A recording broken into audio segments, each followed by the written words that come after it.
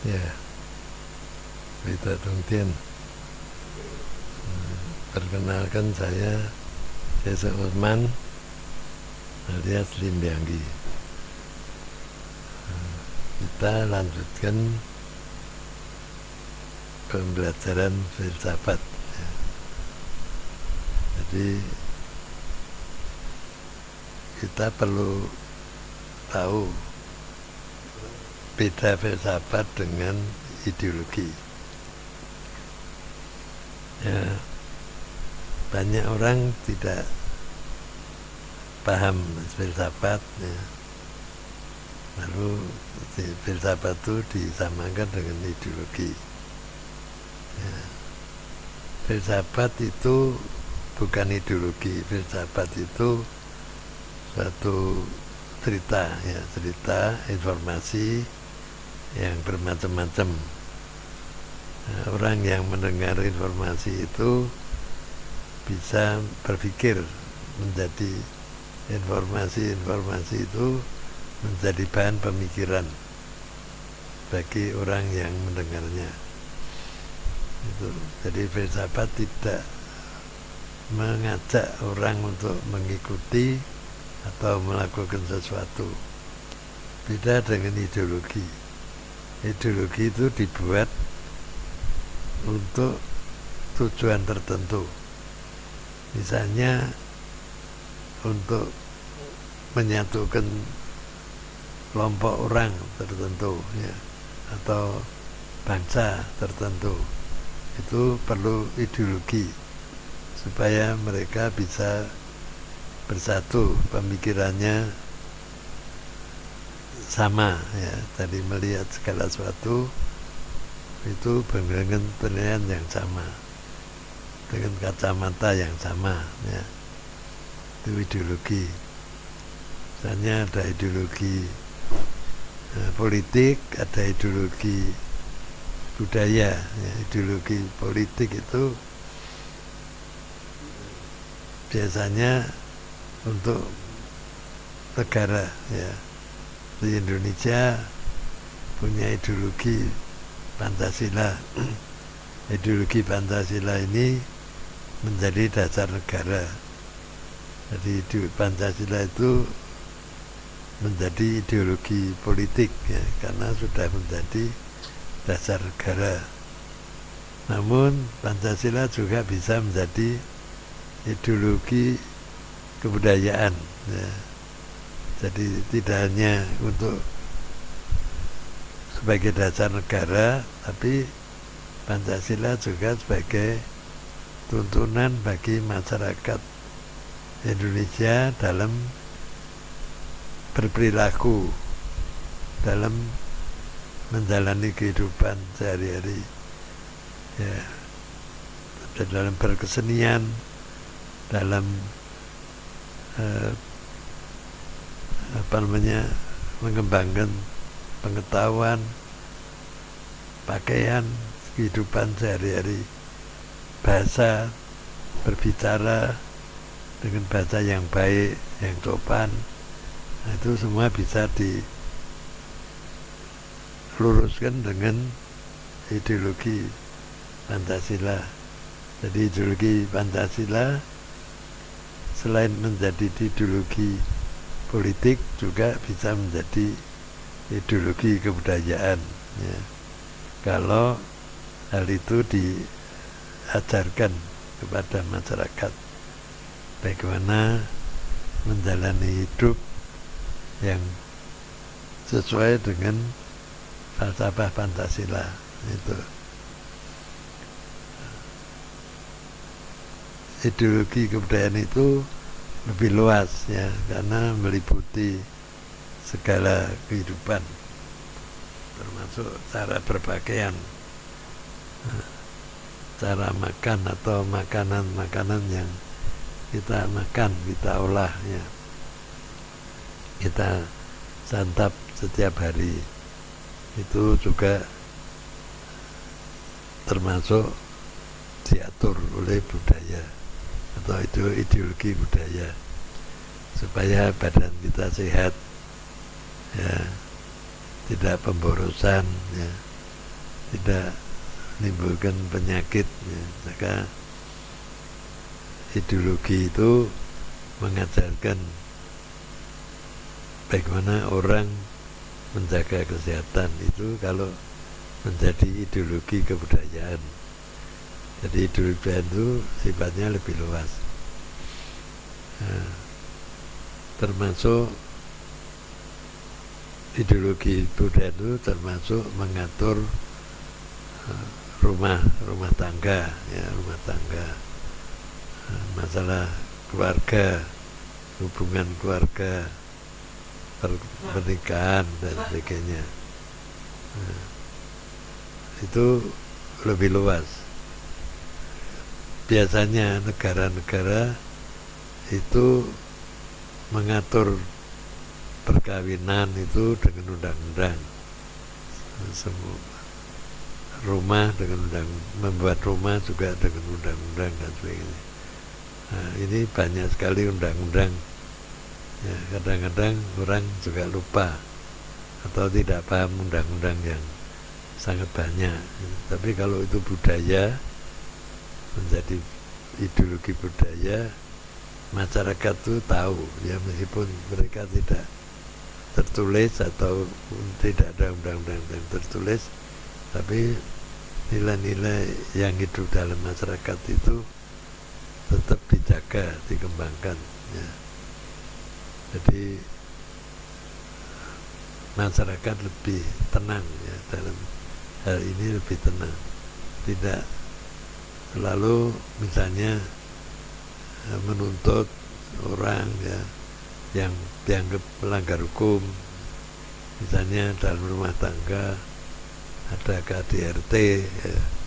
Harusnya kalau itu budayanya kuat ya, rumah tangga itu tidak terjadi kekerasan atau KDRT itu ya. Karena orang sudah mengetahui budaya yang baik ya. Jadi dalam rumah tangga antara suami istri harus saling menghormati, saling menyayangi. Kalau ada masalah diselesaikan secara baik, secara musyawarah ya. Bisa berundingan ya. Tidak diselesaikan dengan kekerasan ya. Nah, ini kalau kebudayaan itu tidak ditata ya, tidak ditata secara lebih cermat ya, maka yang muncul adalah hukum atau undang-undang. Jadi orang hanya mengandalkan undang-undang, semuanya mesti ada undang-undangnya ya. Jadi orang jadi bingung ya, mengingat undang-undang yang banyak itu bingung. Ini salah satu contoh bagaimana ada ideologi budaya, juga ada ideologi politik. Ideologi politik itu biasanya mengharuskan ya, orang-orang yang tergabung ya, atau dalam satu organisasi yang mempunyai ideologi tertentu, orang-orang yang tergabung dalam perkumpulan itu harus tunduk ya, pada ideologi, harus patuh menjalani ideologi itu. Kalau ideologi politik sudah menjadi anggaran dasar atau menjadi anggaran dasar negara, maka itu diterjemahkan dalam undang-undang, dalam anggaran dasar, dalam undang-undang dasar, kemudian dijabarkan dalam undang-undang dan peraturan-peraturan di bawahnya, dan semuanya itu berdasarkan ideologi negara tadi ya. Jadi itu jalurnya memang beda, tapi itu bisa juga ditemukan antara ideologi ideologi kebudayaan dengan ideologi politik, ya. Di dalam masyarakat di dunia ini banyak ideologi bermunculan, lalu sering dalam satu negara itu juga mengambil berbagai ideologi dari negara-negara lain. Kemudian dalam negara itu penduduknya membuat partai-partai dengan ideologi yang berbeda-beda. Nah, kalau demikian maka negara itu menjadi ramai, menjadi banyak keributan karena konflik ideologi dari para rakyatnya sendiri. Nah, itu yang biasanya menyulitkan negara pemerintahnya. Ya. Maka diusahakan satu negara itu menganut ideologi yang sama, satu ideologi. Nah, seperti di Indonesia ada banyak partai, banyak organisasi, banyak perkumpulan, tapi ditetapkan oleh undang-undang bahwa semua partai atau perkumpulan atau yayasan dan sebagainya itu semuanya harus berlandaskan Pancasila, ya. Jadi semua harus tidak bertentangan dengan Pancasila. Itu sebagai anggaran dasar, ya, masuk sebagai dalam anggaran dasar tiap organisasi atau perkumpulan, termasuk partai-partai itu. Nah, sehingga meskipun partainya banyak, tapi ideologinya tetap sama, gitu. Nah, sekarang tinggal bagaimana pelaksanaannya. Nah, itu perlu ada kontrol, yaitu oleh hukum, oleh undang-undang. Undang-undang harus bisa mengontrol tindak tanduk perilaku dari masyarakatnya, termasuk perkumpulan dan organisasi serta partai-partai itu. Nah, jadi demikian perlu diperhatikan ada perbedaan antara ideologi dan filsafat. Nah, filsafat itu sifatnya cuma cerita, ya, memberi informasi yang berbeda-beda, ya, yang bermacam-macam, itu memberikan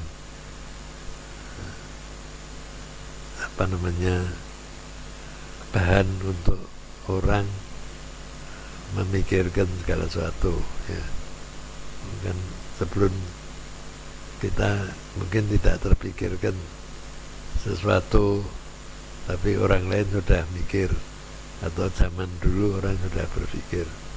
Maka dengan membaca buku filsafat atau sejarah, kita sudah menangkap, ya, bahwa ada pemikiran yang demikian.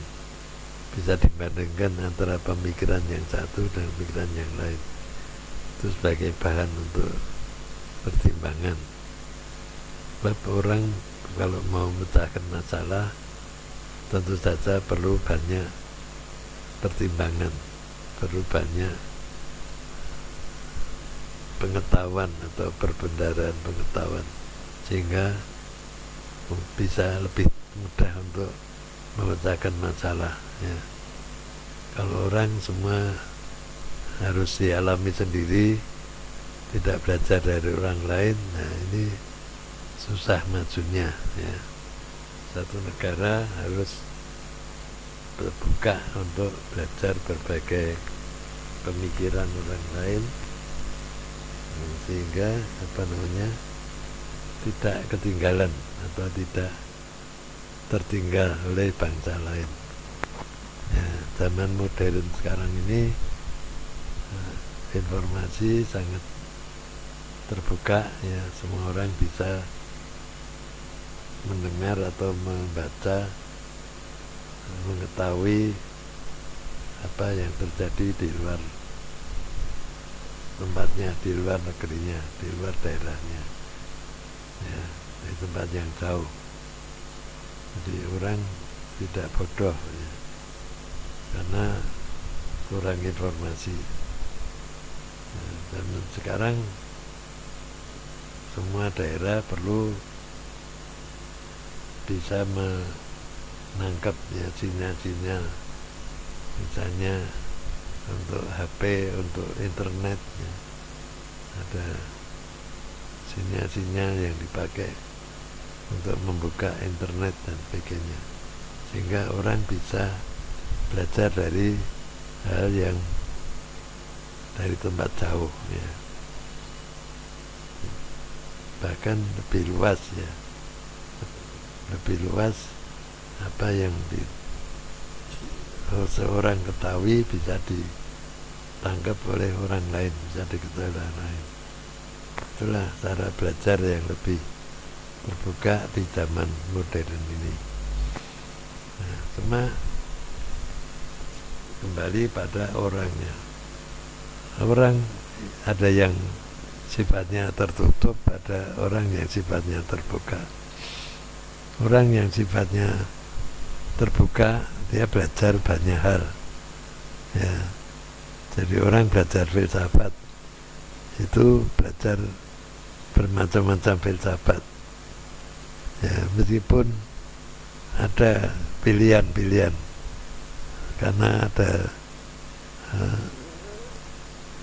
lingkungan atau orang punya tempat tinggal tertentu, ada di daerah tertentu, punya lingkungan tertentu, maka dia punya pilihan tertentu tentang pemikiran atau pandangan hidup, ya, dan nilai-nilai yang perlu dipahami, diperdalam. Nah, ini tapi orang harus terbuka, ya, artinya